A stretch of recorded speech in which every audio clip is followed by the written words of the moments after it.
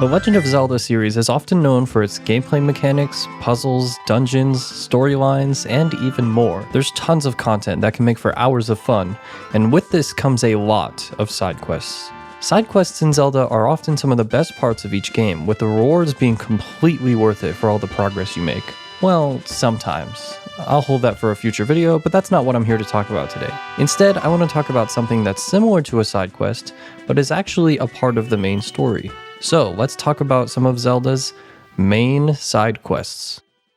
Okay, so what am I even talking about? A main side quest? Sounds confusing to me. Unsubscribe. Okay, well before you blame me for anything, let me explain. A main side quest is basically something you have to do in a Zelda game that's super out of the way, but will allow you to progress the main story. I'll go over a few of these in a minute, but just imagine this. You're playing the latest Zelda game and you've officially reached the point where there's nothing left to do to progress the story. Suddenly, a monkey comes up to you and asks to help his friend, and in return he'll give you, quote, something good. So you help him because there's nothing else to do, and then his friend gives you the item that you need to keep going. Sound familiar? No? If not, let's take a look at a few examples in many different games and explore why these are things that you wouldn't really think of doing at first.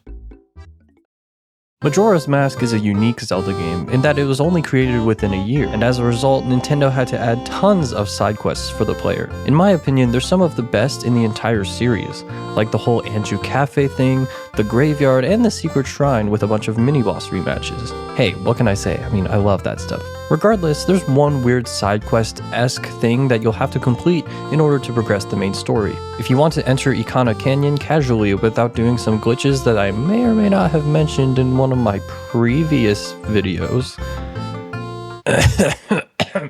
Sorry, bug in my throat. You need a certain thing to actually get up. The weird purple guy. Wait, he's called Poe Collector? Oh, okay. The weird Poe Collector will tell you something about a mask that evil people near Romani Ranch have? Huh?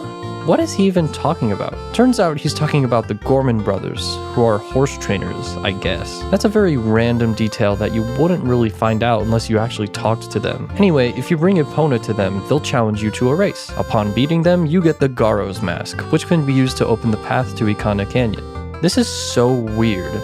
I swear, the first time I did this, I didn't understand the train of thought.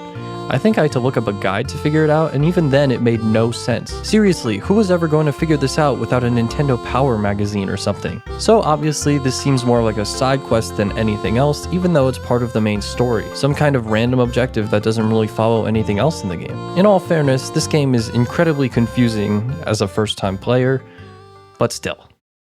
Link's Awakening's story, map, and characters all have a very non-linear nature to them. Everything you do lines up sequentially, but the steps you have to get there are not that straightforward. Almost every task in this game has some kind of side quest-like element to it, starting almost immediately with the beginning of the game. First, you wake up and get your shield from Terran, then grab your sword from the beach. You then go to the mysterious woods, only to get lost because of this stupid freaking raccoon, and find a mushroom. Giving the mushroom to this witch will net you some magic powder. Remember that raccoon? Yeah, he says that his nose is sensitive to stuff like dust and powder. Give him a whiff.